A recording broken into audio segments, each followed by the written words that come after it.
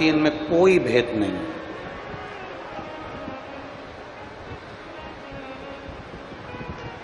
कोई कहे तुमसे कि ब्रह्मा जी छोटे हैं कि शंकर जी छोटे हैं कि नारायण छोटे हैं कि राम छोटे हैं कि कृष्ण छोटे हैं कि दत्त छोटे हैं, ना ना ना। शिव महापुराण की कथा कहती है कि देवता में कभी भेद नहीं होता।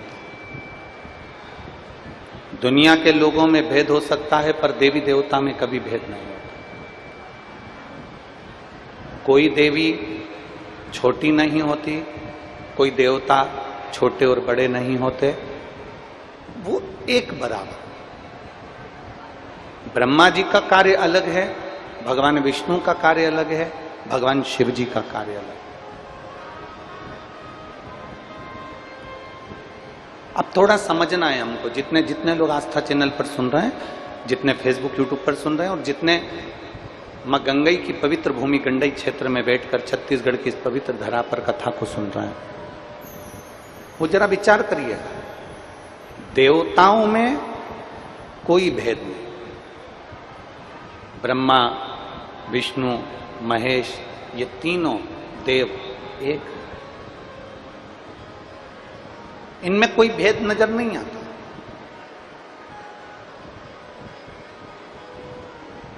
ये तीनों देवता हमको सिखाते हैं कि भगवान शंकर का जो अभिषेक होता है वो 3 टेकी लगी होती है और उसके ऊपर कलश रखा होता है और कलश में से एक एक बूंद पानी शिवलिंग के ऊपर गिरता है।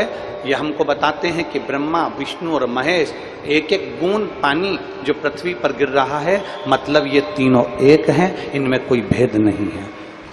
इन तीनों में कोई भेद नहीं।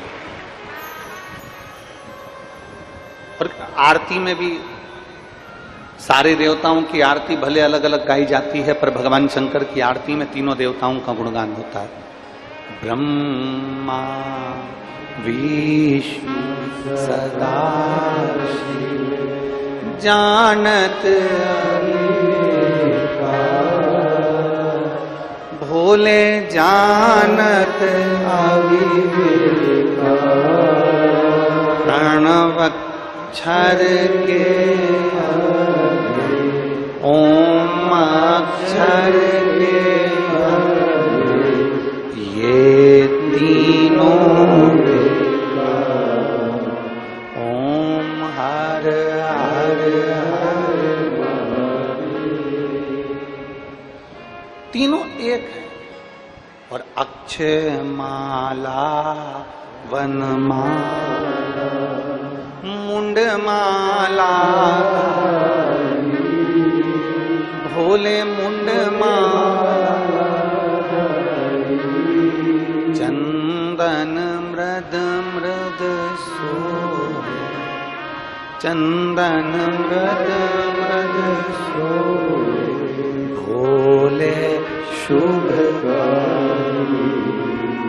ओम हर हर। शिव महापुराण की कथा कहती है कि ब्रह्मा विष्णु और महेश इन तीनों में कोई भेद नहीं। तीनों देवताओं में कोई भेद नहीं है, तीनों के स्वरूपों में कोई भेद नहीं है, तीनों के अंतर्गत कोई भेद नहीं, पर दुनिया के लोगों ने इनमें भेद कर दिया। दुनिया के लोगों ने भेद कर दिया। कोई कहता है कि नारायण हमारे हैं तो वो बड़े हैं, कोई कहता है शिव हमारे हैं तो वो बड़े हैं, कोई कहता है ब्रह्मा हमारे हैं तो ब्रह्मा बड़े हैं, कोई कहता है ये हमारे हैं तो ये बड़े हैं। शिव महापुराण की कथा कहती है ये तीनों में कोई भेद नहीं। ये हमको लगता है, ये हमारी दृष्टि से हम जो गलत सोच लेते हैं ना, गलत विचार कर लेते हैं, हमें लगता है कि इन देवताओं में भेद है, पर भेद किसी में। एक दुकान पर 2 भाई 3 भाई 4 भाई, दुकान एक है और चारों भाई एक साथ काम कर रहे हैं। दुकान एक है और चारों भाई 3 भाई 2 भाई 5 भाई एक ही दुकान पर काम कर रहे हैं। अब भेद देखिएगा, जरा भेद की दृष्टि देखिएगा कि कैसी होती है।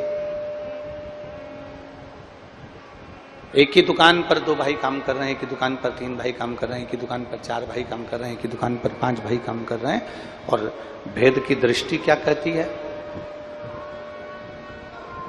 बड़े भाई की पत्नी को लगता है कि मेरा पति ज्यादा कर रहा है, छोटे भाई की पत्नी को लगता है कि मेरा पति ज्यादा कर रहा है, मंझले भाई की पत्नी को लगता है कि मेरा पति ज्यादा कर रहा है। ये दृष्टि हमारी उत्पन्न हुई।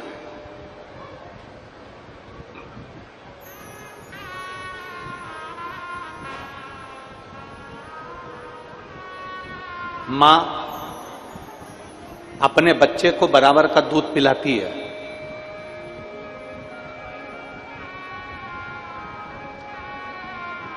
जितना बड़े बेटे को पिलाएगी उतना छोटे को पिलाएगी, उतना मंझले को पिलाएगी, उतना संझले को पिलाएगी। मां अपने बच्चे को बराबर का दूध पिलाती है। मां की दृष्टि में यह भेद नहीं रहता कि मैं बड़े को ज्यादा पिलाऊं कि छोटे को ज्यादा पिलाऊं।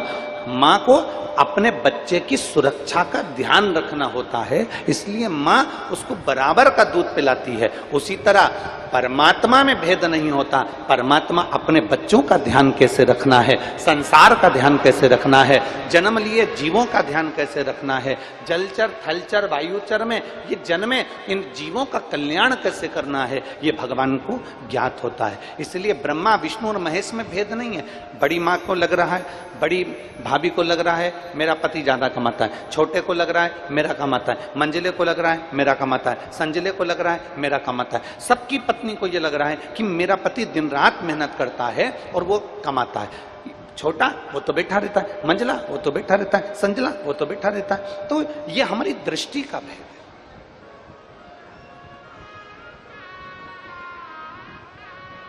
इसको हमारी दृष्टि का भेद कहा गया। और दृष्टि के भेद में जब तक रहोगे ना, तब तक परमात्मा नहीं मिल सकता। जिस दिन आपने सोच लिया कि कोई भी देवता, कई लोग कह देते हैं कि अगर तुम देवी जी को नहीं पूछोगे तो वो रुष्ट हो जाएगी, तुम ये वाले देवता को नहीं पूछोगे तो रुष्ट हो जाएगा, तुम वो वाले देवता को नहीं पूजोगे तो रुष्ट हो जाएगा। ये कई लोगों के मन में भाव जागृत रहता है, कई लोगों के मन में ये चलता रहता है कि ये रुष्ट हो जाएंगे, वो रुष्ट हो जाएंगे। शिव महापुराण की कथा कहती है, मां, पिता, परमात्मा और गुरु। जम के बोलो कौन कौन? पहले नंबर पर माता, दूसरे नंबर पर पिता, तीसरे नंबर पर परमात्मा, चौथे नंबर पर गुरु।